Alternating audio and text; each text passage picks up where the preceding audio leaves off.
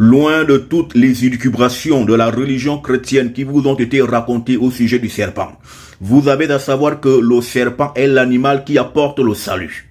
C'est pourquoi Yesaya Ongola alias Jésus-Christ avait décidé, pour apporter le salut à son propre corps, de se laisser mourir à la manière d'un serpent, à la manière du serpent mosaïque.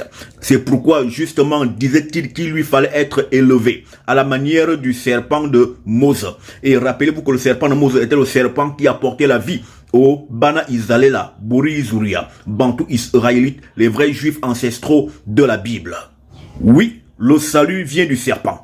C'est pourquoi, dans le récit ancestral, l'animal appelé serpent fut déclaré être l'animal le plus rusé, autrement dit l'animal le plus étincelant, autrement dit l'animal possédant le plus haut niveau de connaissance. Or, la vie est dans la connaissance.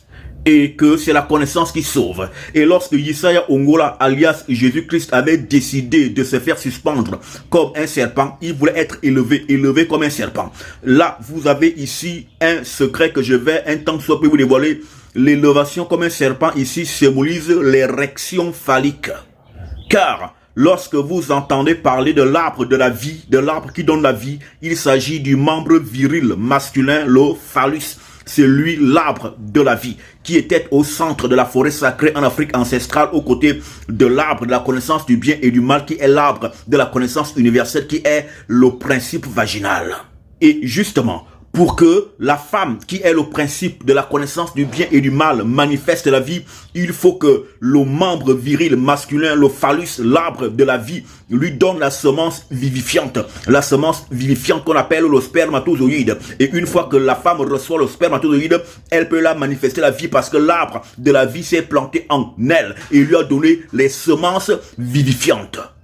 Et la semence vivifiante ne peut sortir de l'homme que lorsque son phallus est en état d'érection. Et c'est pourquoi Yesaya Ongola, alias Jésus-Christ, voulait donc être élevé de la manière d'un serpent, c'est-à-dire être en érection.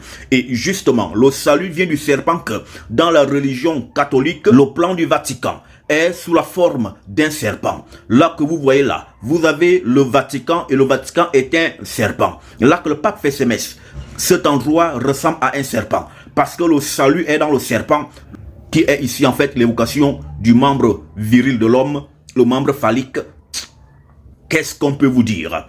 Inscrivez-vous massivement au cours du maître Dokira Tamela et vous aurez la quintessence la plus profonde de la science ancestrale bantou israélite sur la base de la Bible, notre parchemin ancestral. Que Tété vous bénisse et vous garde et bienvenue à l'école du maître.